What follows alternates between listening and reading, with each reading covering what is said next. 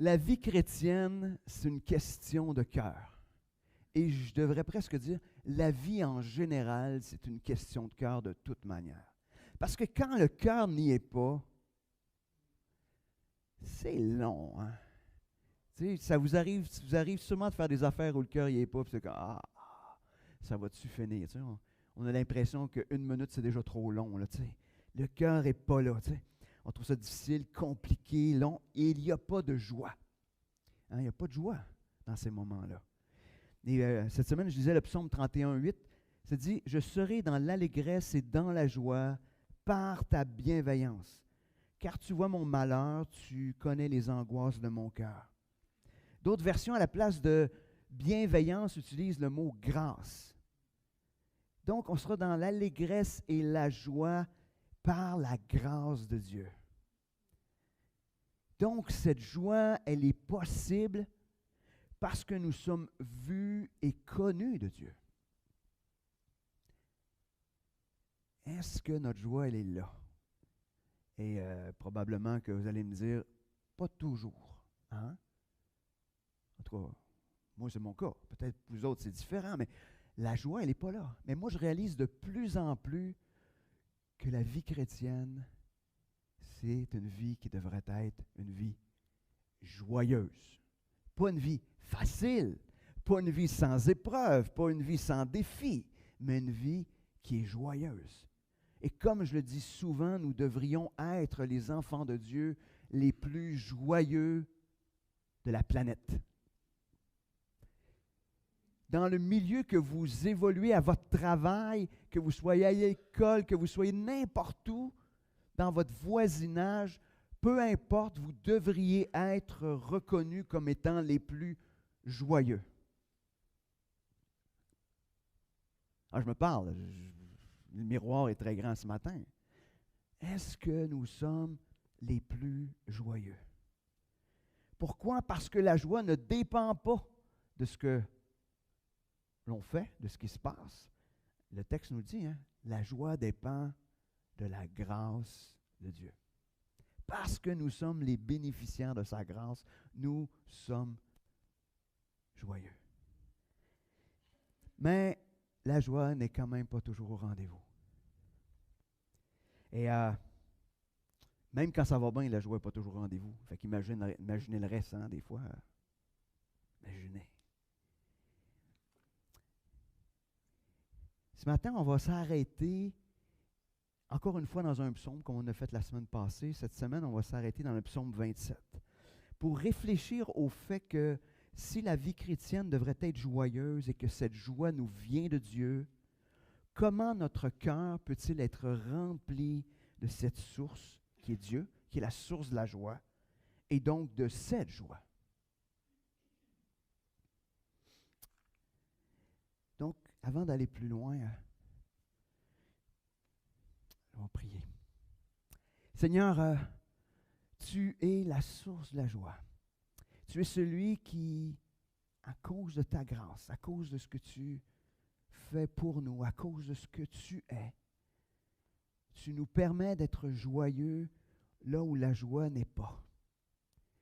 Tu nous permets d'avoir un regard qui est ailleurs que sur les circonstances parce que nous savons que tu contrôles toutes choses et que toute chose est dans ta main. Alors Seigneur, on est obligé ce matin de reconnaître que notre joie dépend souvent des circonstances. Alors ce matin, on a besoin que tu viennes nous reconnecter avec toi. Toi, la source de la joie. Seigneur, on s'attend à toi ce matin. Seigneur, viens parler à nos cœurs. Seigneur, ne permets pas qu'on quitte ce matin sans avoir connecté avec toi cette source de la joie. Merci Seigneur. Amen.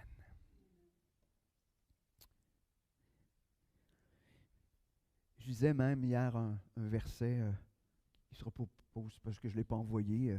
Je lisais actuellement, je lis un psaume par jour, fait que donc je suis rendu aujourd'hui au psaume 35, à peu près. Oui, c'est ça, je pense. Et je disais donc hier dans le psaume 34, et justement, je trouvais que ce verset-là, je vais vous le relire probablement à la fin du message. Je trouve que ça fait la conclusion puis de ce qu'on a vu. C'est à partir du verset 5. Ça dit, « J'ai cherché l'Éternel et il m'a répondu. Quand on tourne vers lui, les regards, on est rayonnant de joie et le visage ne se couvre pas de honte. » Imaginez. 34, donc versets 5 et 6. Quand on tourne vers lui les regards, on est rayonnant de joie. Donc, ça veut dire que quand on n'est pas rayonnant de joie, ça veut dire que le regard est tourné ailleurs. C'est un test personnel pour moi. Donc, mais, donc, on va tourner dans le psaume 27. Et David, il va commencer ce psaume-là en se questionnant sur ce que je crois être un des plus grands obstacles à la joie. Donc, le verset 1, le psaume 27, nous dit de David, « L'Éternel est ma lumière et mon salut, de qui aurais-je crainte? L'Éternel est le refuge de ma vie, de qui aurais-je peur? » Il est en train de nous dire pourquoi avoir peur, pourquoi avoir de la crainte. C'est la question qui se pose un peu à lui-même. Dans les faits, il dit, « Ben Dieu est là, pourquoi avoir peur? Pourquoi être dans la crainte? » Il se pose la question et la réponse, c'est comme, j'ai aucune raison de l'être. Mais ce qu'il est en train de dire, c'est, je vis de la crainte, je vis de la peur. Il me semble que ce n'est pas normal. C'est la question qui se pose. Dans le fond, il est en train d'affirmer que nous ne devrions pas être dans la crainte ou dans la peur parce que Dieu, et ça nous dit, l'Éternel est ma lumière, donc c'est celui qui éclaire notre sentier, celui qui nous arrache du danger, qui nous protège, qui nous met en lieu sûr lorsque les attaques sont trop violentes, comme on l'a vu même la semaine dernière. Donc, il est en train de se dire, j'ai aucune raison d'être dans la peur et dans la crainte à cause de Dieu, pas à cause de ce qui se passe. Parce que ce psaume-là, quand on regarde, il y avait plein de bonnes raisons d'avoir peur, plein de bonnes raisons d'être dans la crainte. Mais il dit, je ne devrais pas, parce que Dieu éclaire mon chemin, Dieu va prendre soin de moi. Et souvent, ce qui nous emmène peut-être à ne pas vivre cette joie, que notre cœur est comme paniqué parce que on met un peu en doute que Dieu est présent, que Dieu va s'occuper de toutes choses. Pourtant, comme enfants de Dieu, il y a une réalité. Nous ne devrions pas vivre dans la crainte et dans la peur. Alors là, est-ce qu'on... je suis en train de dire, vous péchez? Je dis non, je suis juste en train de dire, ayons le regard à bonne place. Ça veut dire qu'on a en nous quelque chose qui nous permet de passer par-dessus cette peur et cette crainte. Si on poursuit un peu dans le texte, on va voir que David nous donne certaines stratégies pour vivre la joie. Même dans certaines manières, il se pose premièrement des bonnes questions. Hein, on le voit. J'ai-tu raison d'avoir peur? Puis si je connais les vérités à propos de Dieu, pourquoi est-ce que j'ai encore peur? Il est en train de se poser les bonnes questions. Est-ce qu'on se pose ces questions-là ou on se laisse juste envahir pleinement? C'est comme, il y a une situation paniquante, une situation, alors je rentre dans cette crainte et cette panique-là, puis là, mon cœur s'emballe, puis là, c'est parti pour une longue run, comme on dit. Hein? Ouh! Puis avant qu'on réatterrisse, on dirait que Dieu, il faut qu'il fasse comme, oh, hein? Qu'il se passe de quoi? Ou quelqu'un proche de nous qui dit, hey, hein? Moi, dans mon cas, c'est mon épouse, ça dit. Hein? N'as-tu parlé à Dieu? Ah, OK. Ah, c'est vrai, peut-être que... Hein? Mais il se pose ces bonnes questions-là et je crois que ça doit commencer par des bonnes questions pour nous aussi. Est-ce que j'ai raison d'avoir peur? Là, vous allez dire, oui, OK. Mais il dit, la deuxième affaire, c'est, oui, tu as peut-être raison, mais si tu connais qui est Dieu, est-ce que tu as encore raison d'avoir peur? Donc, Première chose qu'il fait comme stratégie, c'est de se poser les bonnes questions. Deuxième chose, on le voit au verset 3, il va se rappeler la vérité. Il se rappelle la vérité concernant Dieu, ce que son cœur sait au plus profond de lui-même. Il dit, si une armée se campait contre moi, mon cœur n'aurait aucune crainte. Si une guerre s'élevait contre moi, je serais malgré cela plein de confiance. OK. Il dit, j'ai aucune crainte même s'il se passe autour de moi. Il connaît suffisamment Dieu pour être certain de deux choses. Je n'ai pas à avoir peur face au plus puissant des ennemis, face à tout ce qui pourrait me détruire, parce que je suis dans les mains de Dieu. Et deuxième chose qu'il sait, c'est que je peux avoir foi et confiance même au milieu des combats les plus féroces, parce que Dieu est fidèle et il ne m'abandonnera pas. Il n'est pas en train de dire que ces événements-là n'arrivent pas. Il est en train de parler d'une armée qui campe autour. Tu sais, ça commence mal. Hein? Quand tu commences à être entouré par une armée, ça commence pas bien. Puis après ça, il dit, même si la guerre s'élevait, même si contre moi, hein, je vais être dans confiance. OK? Parce qu'il connaît son Dieu. Est-ce qu'on connaît Dieu de cette manière-là? Est-ce qu'on se pose la question? Et on va continuer, vous allez voir qu'on est tous en même place. Hein? Je ne suis pas en train de dire je suis rendu ou quelqu'un est rendu. Non, non. On a besoin de revenir aux vérités concernant Dieu.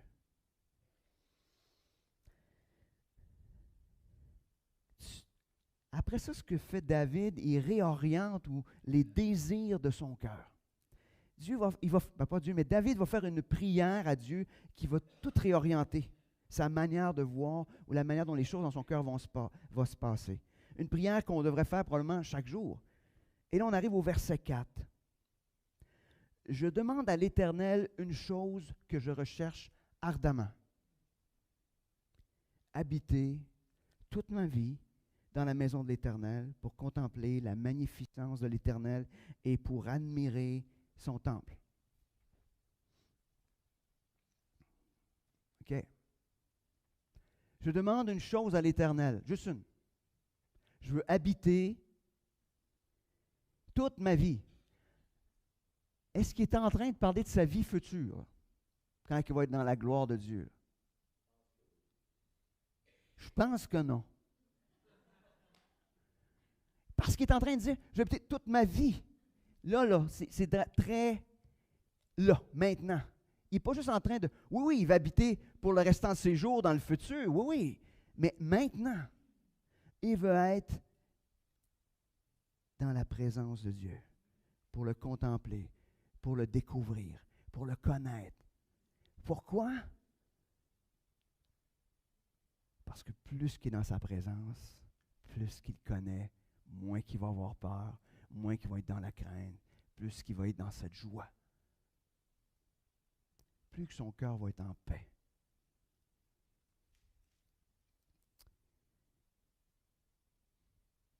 Est-ce que c'est notre prière? Il la recherche avec intensité. Donc, oui, pour toujours, mais aussi continuellement. Il veut contempler Dieu. Est-ce qu'on est en train de désirer, comme enfant de Dieu, contempler Dieu tout le temps, toujours, toute notre vie, tous les instants? Je n'ai pas besoin de répondre. J'oserais peut-être pas répondre moi-même.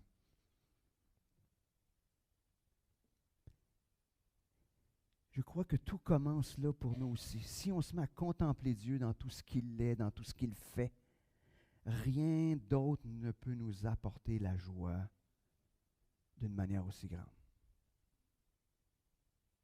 Des fois, il se passe des choses dans les petits détails.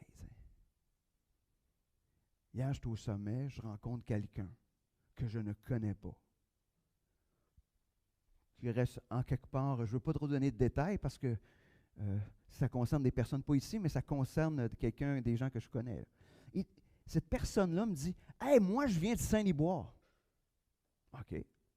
Fait qu'il me parle. J'étais tellement content qu'il y ait une église à Saint-Liboire quand j'ai su qu'il avait démarré ça. Là, il commence à me parler de son histoire. Tu sais. Puis il me dit, ah, mais moi, j'ai encore de la famille ici à Saint-Liboire. Ah, ouais? Super, c'est le fun. Puis là, il me dit, ah, j'ai un frère qui s'appelle un tel. Je le connais très bien, le frère en question. Fait que je dis, tu pourras lui dire, tu pourras pas lui dire, mais tu pourras prier fort pour ton frère que je puisse y parler de l'Évangile. Parce que c'est quelqu'un avec qui je suis en contact, à quelqu'un avec qui je parle. Mais imaginez, ça là, c'est, quelqu'un va dire, ah, ça n'existe pas les miracles, les... Non, non, non, hey, je ne connais pas ce gars-là, je mange avec ce gars-là, j'ai aucune raison de manger avec ce gars-là. Il est venu s'asseoir à côté de moi, puis pas venu s'asseoir à côté de moi parce qu'il y avait d'autres mondes qu'on connaissait commun, qui est venu s'asseoir. Aucune raison qu'il soit là. Aucune raison. Mais, moi j'appelle ça un rendez-vous divin, mais surtout, ça me met de la joie. Ça me met de la joie parce que l'impression que quand on est là en train de faire ce que Dieu nous demande de faire, Dieu emmène des... On peut appeler ça un clin d'œil, mais moi je trouve que c'est un gros clin d'œil, là, tu sais. Mais est-ce qu'on est là à désirer être dans la présence de Dieu? Vouloir habiter tous les jours. Cette joie, tu sais, je me suis dit, on est revenu, puis on parlait, moi puis Carmen, puis on disait, oh, wow, c'est vraiment étonnant ce qui s'est passé là. C'est étonnant. Mais ça, c'est la joie. Peut-être des petites joies, mais pour moi, c'est une grande joie. Surtout que c'est quelqu'un que moi-même j'ai prié pour, en passant. Puis je n'aurais jamais pensé.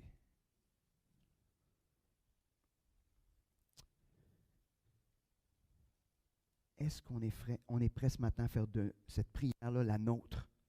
Seigneur, je veux habiter toute ma vie à partir de maintenant. Là, vous devriez être déjà là, je m'excuse, hein, mais vous êtes des enfants de Dieu, vous êtes dans sa présence. Mais peut-être qu'on est en train de jouer à cachette pour être le plus, pas trop proche de lui, je ne sais pas. Mais on est déjà dans sa présence. Et on a ce privilège-là. Imaginez comme enfant de Dieu d'être dans sa présence instantanément à n'importe quel moment. Poursuivons. On arrive à une partie du passage que j'aime particulièrement. Dieu adresse une prière à Dieu et il demande à Dieu, écoute-moi. C'est particulier, hein? C'est intéressant, hein? Est-ce qu'on ose dire à Dieu, peux-tu m'écouter? Mais moi, je trouve que c'est une prière comme un enfant. Hein? Tu sais, quand les enfants y arrivent, écoute-moi, là. Hein? Écoute-moi, j'ai de quoi te dire, là. Écoute-moi. Mais David arrive devant Dieu et dit, écoute-moi. Écoute-moi. Mais la réponse de Dieu, qui est comme un retour de question, c'est vraiment intéressant. Verset 7. Éternel, écoute ma voix, je t'invoque. Fais-moi grâce et réponds-moi. Mon cœur dit de ta part, cherche ma face. Je cherche ta face, ô Éternel. Intéressant, hein? Il est en train de dire, Seigneur, écoute-moi là. Je suis en train de te prier, écoute-moi. Réponds-moi. Puis la réponse est particulière. C'est mon cœur dit de ta part. Dieu est venu parler au cœur de David. Puis le cœur de David dit, cherche la face de Dieu. Cherche la face de Dieu. Et qu'est-ce que David fait? Il dit, je cherche ta face.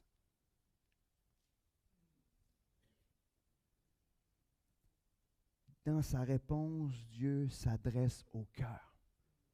Dieu s'adresse au cœur. Et le cœur répond à Dieu. Donc Dieu, le cœur dit de la part de Dieu. C'est quand même fascinant hein, comme réponse à la prière. Cherche ma face. Cherche ma face. Ça veut dire quoi, chercher la face de Dieu? Ça veut dire quoi? Moi, je pense que chercher la face de Dieu, c'est pas chercher sa main. Vous comprenez la nuance? Chercher la main, c'est ce que Dieu va faire. Chercher la face de Dieu, c'est chercher à le connaître, lui. Puis lui faire tellement confiance que lui va s'occuper du reste. Hein, dans le Nouveau Testament, ça dit, cherchez premièrement le royaume de Dieu et sa justice. Et toutes les choses vous seront données par-dessus.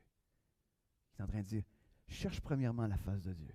Cherche la face de Dieu. Fais ça premièrement. Fais ça. Arrête de chercher autre chose que la face de Dieu et le reste, Dieu va s'en occuper. Pourquoi? Parce que c'est ce que Dieu est et fait. Tout simplement. Mais toi, ton rôle, c'est de chercher sa face. Chercher la face de Dieu, c'est de s'arrêter pour être dans sa présence, pour le découvrir, découvrir sa volonté. Ça nous oblige à quelque chose d'important. Hein? Ça nous oblige à s'arrêter. Quand le cerveau s'emballe, quand... Non, cherche la face de Dieu. Cherche la face de Dieu.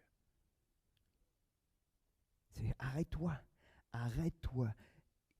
Laisse-toi pas distraire par quoi que ce soit d'autre. Je sais, on dit, si je dis, passer du temps avec Dieu, souvent, j'ai pas vraiment le temps. Tu verrais ma semaine, comment elle est occupée. Je sais, là. Je sais que vous avez des semaines occupées. Mais je peux vous dire qu'on est capable de dégager plus de temps qu'il n'en faut pour se centrer sur le plus important qui est de chercher la face de Dieu.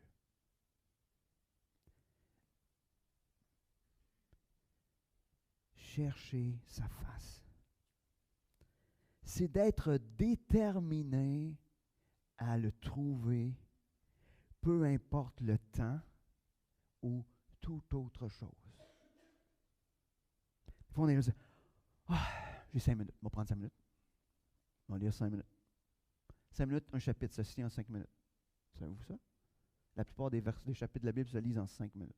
À part le psaume 119, là. Puis d'autres chapitres. Mais ça se lit en 5 minutes.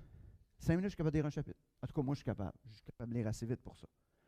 En plus, si je tombe dans une série de lois, ça va être m'en lire 2. Mais je suis en train de chercher sa face. Je vais vous dire, si tu as 5 minutes, rouvre même pas ta Bible. Cherche la face de Dieu. Va devant Dieu. Puis laisse Dieu changer ton 5 minutes en 10, 15, 20, 25, 30. Peu importe. Cherche la face de Dieu. Trouve le temps. Non. Je ne te dirais pas trouve le temps. Il n'y a aucune raison de ne pas prendre le temps. Il n'y a aucune raison.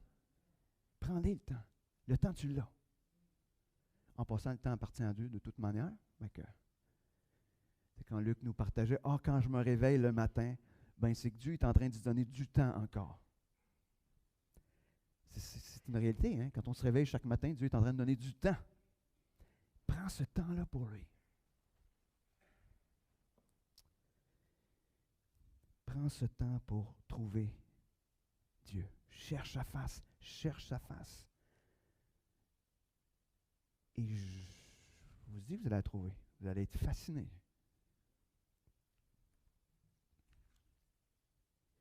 Puis ça se passe pas juste dire parce que j'ai lu tant de chapitres, tant de... Non. Des fois, ça se passe à travers un verset. Oui, ouais. Des fois, je commence à lire, puis je pourrais arrêter après 2 versets.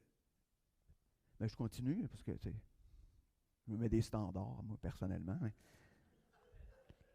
Mais je ne me mets pas des standards à moi, je me les mets à moi. Là. Mais des fois, ça va vite. Ça va vite. Et même, je vous dirais, à des places étonnantes. Ce matin, ça me tente de faire ça. Là. Je viens d'extrapoler. Ce matin, je suis dans le fameux beau livre des Lévitiques. Et c'est super. C'est des chapitres, des fois, je lis plus vite. Désolé de vous dire ça. Et je vais essayer de voir si je peux le retrouver, parce que je ne lis pas dans cette Bible-là. Un petit peu, ça ne sera pas long. Moi non plus. Donc, ça serait peut-être...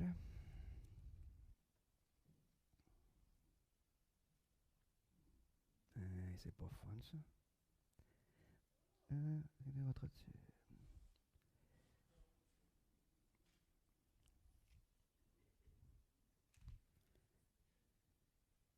Bon, au cas où il ne faut pas que je vous le partage. Ça ne vient pas. Dans mon autre Bible, c'est souligné. Mais pas dans elle.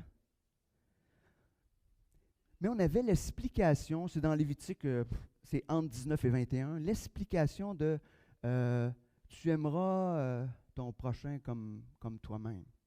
Mais il expliquait, c'est rare, hein, mais un texte qu'on lit dans le Nouveau Testament, mais qui est expliqué par l'Ancien. Habituellement, on voit l'inverse. Mais là, c'était comme, tu n'haïras pas, mais tu le reprendras. Hein, il était vraiment en train d'expliquer comment aimer notre prochain. Et je me disais, c'est la première fois que je lisais ça, moi, dans Lévitique. Ça fait 25 fois que je lis la Bible au complet, mais c'est la première fois que je le lisais. Mais c'est juste pour vous dire que quand on est là à chercher, Dieu vient nous parler d'une manière particulière, même dans des livres qui nous apparaissent des fois plus ardus à lire. 1933. Merci, mon frère. Non.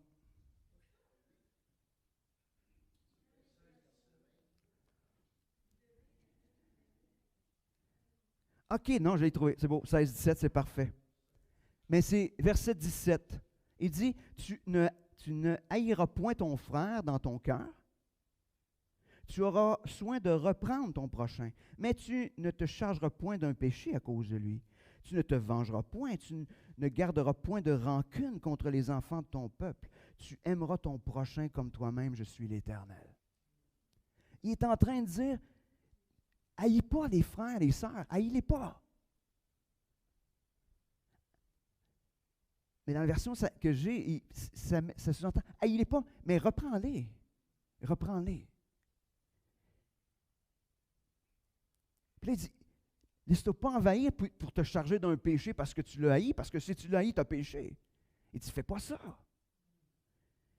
Puis il dit, tu ne te vengeras pas, puis tu ne garderas pas de rancune. Hey boy, ça veut dire règle tes affaires, hein?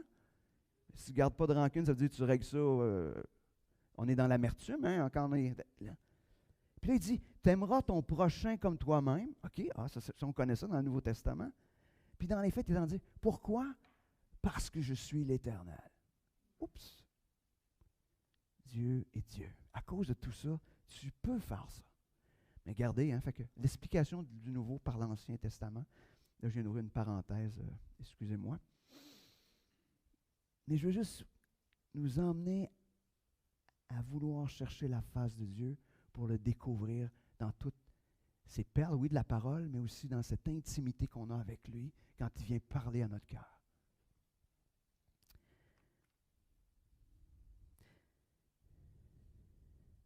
On retrouve cet aspect de rechercher la face de Dieu dans un texte qu'on utilise beaucoup pour parler de réveil ou de retour à Dieu, de repentance, dans 2 Chroniques 7,14. Hein? Si mon peuple sur qui est invoqué mon nom s'humilie, prie et cherche ma face, s'il revient de ses mauvaises voies, moi je l'écouterai des cieux et je pardonnerai son péché, je guérirai son pays. Encore une fois, Dieu appelle à chercher sa face. Dieu désire être notre unique priorité. Pas notre priorité numéro 1, mais notre priorité. Il veut aussi qu'on agisse en fonction de cela. Il veut qu'on désire le voir agir dans nos vies aussi. Et c'est lui qui va donner cette joie qu'on a besoin. On a besoin d'être ça joyeux. Est-ce qu'il y en a qui se disent des fois, en tout cas moi je suis de même, des fois je me dis, je suis assez tanné de... Je dirais pas de pas être joyeux, là, c'est pas ça tout à fait que je dis, mais je suis tanné des fois. Je suis tanné. Et Dieu dit, hey, cherche ma face. Hein, même, j'ai le verset que je dis, on va rayonner de joie. Imaginez.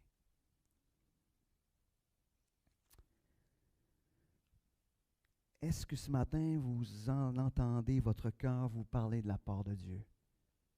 Est-ce que votre cœur vous dit, cherche la face de Dieu? Est-ce que c'est ce cœur-là?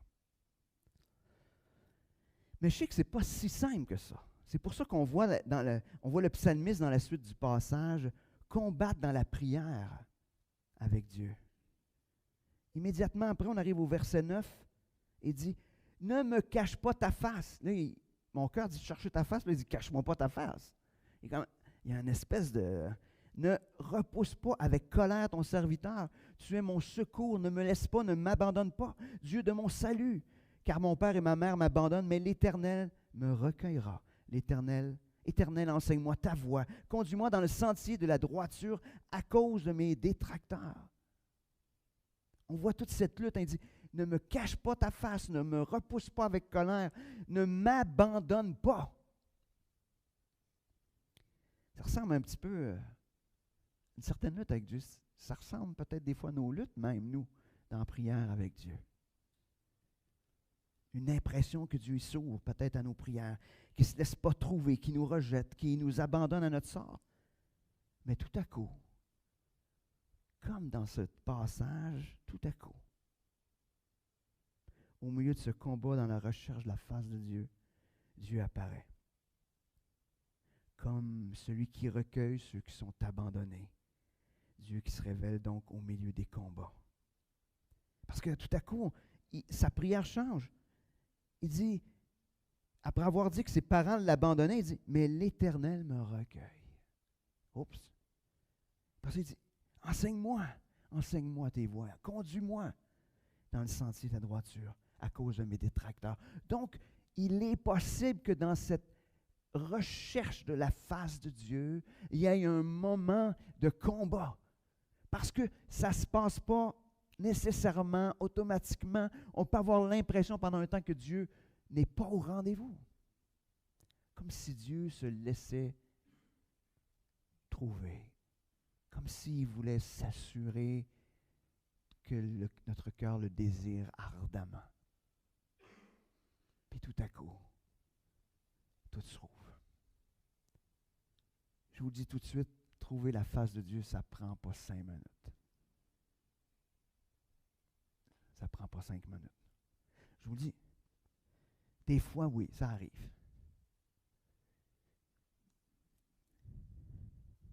Des fois, ça arrive, mais il y a ce combat-là souvent qui est là.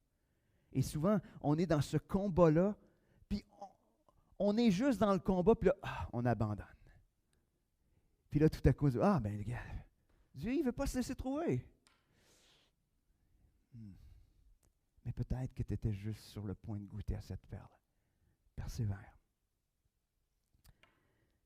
Donc, sa prière le combat se change en une prière avec des demandes précises, qui émanent de la bouche de celui qui est dans la présence de Dieu.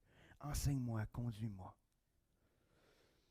Donc, comme je vous disais, ça a le prix du temps. Prenons le temps, nous aussi.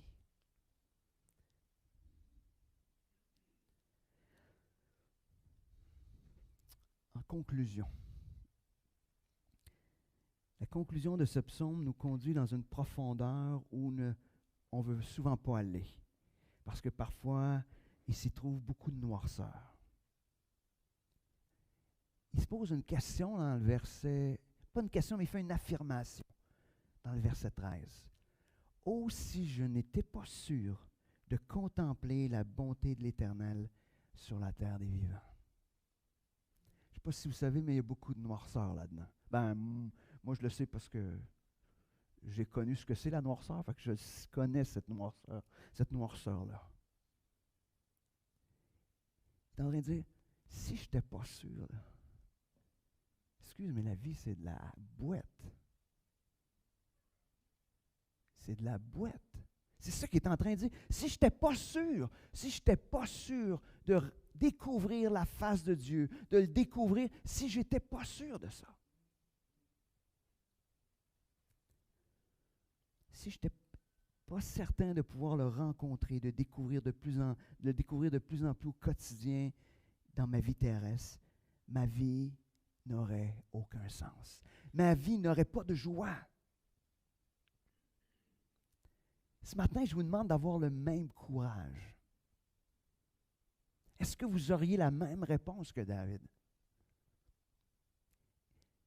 Ce matin, est-ce que comme enfant de Dieu, vous pouvez affirmer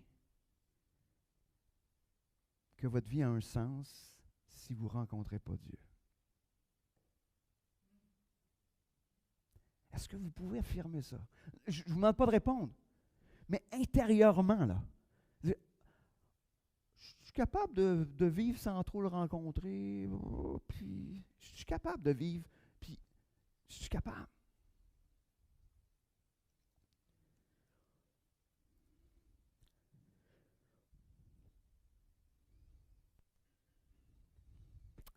Est-ce que je suis capable? Je suis en train de vous dire que si ce matin, vous êtes capable d'affirmer intérieurement, il y a quelque chose que vous n'avez pas compris dans l'Évangile, ou vous n'avez pas connu Dieu.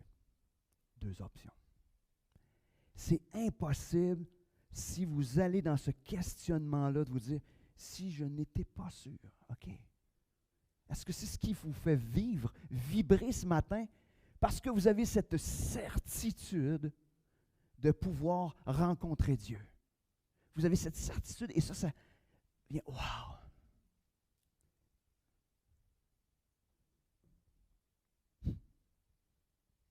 Et il termine le dernier verset, verset 14, qui est comme un peu cet encouragement à la fin. Espère en l'Éternel. Fortifie-toi et que ton cœur s'affermisse. Espère en l'Éternel. Il est en train de dire, mets ton espérance dans l'Éternel ce matin. Aie de l'espoir. Mets ta confiance, ta foi. Et il va s'occuper de toutes choses. Trouve ta force en Dieu. Trouve pas ta force dans tes habilités, dans tes capacités, dans les événements, dans tout ce que tu vas pouvoir vivre de wow.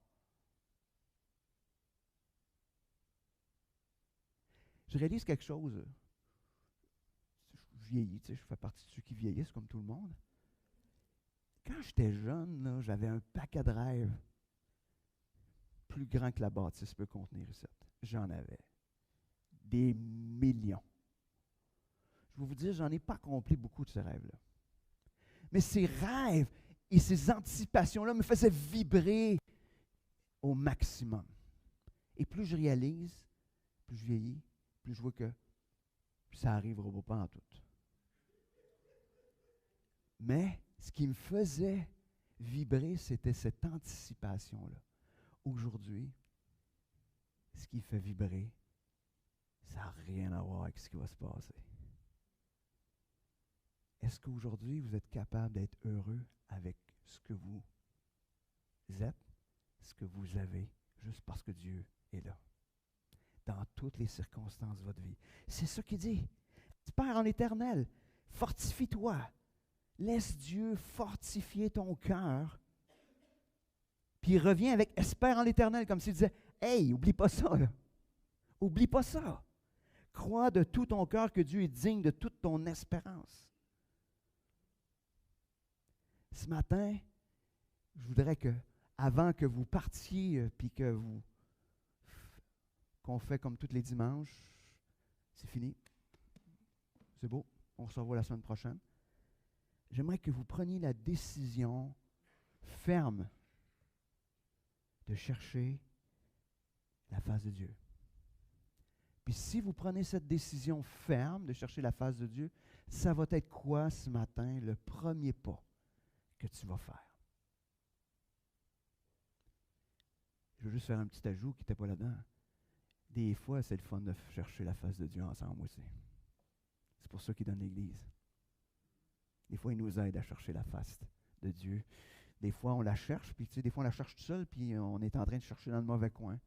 Fait que des fois, on a besoin d'un frère, d'une soeur qui dit « Hé, viens ici. » Et là, OK. On a besoin de ça. Puis, on rit de ça, là, mais je vous dis que c'est la réalité. Mais, donc, prenez le temps de prendre la décision de chercher la face de Dieu. Quel va être ton premier pas? Et le défi, je te demande de le partager avec quelqu'un avant de partir. Avant de partir, pas avec ta femme ou ton mari. Mais vous n'êtes pas obligé de prendre cette décision-là, je ne peux pas forcer personne. Mais je vous demande mais venez pas tous me voir, moi. Si vous obligez, mais je vous demande de prendre cette décision-là ce matin, parce que c'est ce qui va faire toute la différence dans votre joie pour le reste de votre vie terrestre que Dieu va vous prêter. Prions. Seigneur Dieu, merci. Merci ce matin de nous rappeler que la joie se trouve dans ta présence, que la joie vient en cherchant ta face. Seigneur, que nos cœurs ce matin vibrent et qu'ils disent aussi de ta part, cherche ma face. Seigneur, ce matin, on veut être de ceux qui cherchent ta face. On veut être de ceux qui s'encouragent à chercher ta face. Seigneur, on veut vivre cette joie que tu nous promets. Pas une joie qui est fondée sur des banalités, sur des choses qui n'auront pas d'impact dans l'éternité. Seigneur, nous voulons cette joie en toi. David a demandé, quand il avait péché, de retrouver la joie de son salut. Seigneur, on veut être dans cette joie parce qu'on t'a rencontré, parce qu'on te rencontre quotidiennement, qu'on te rencontre dans tous les moments de nos vies. Ah oui, Seigneur, on veut être prêt à combattre ce matin pour trouver ta face. Merci, Seigneur, pour ta parole. Et Seigneur, que tu puisses fortifier mes frères, mes sœurs, les encourager à persévérer, à chercher ta face. Amen.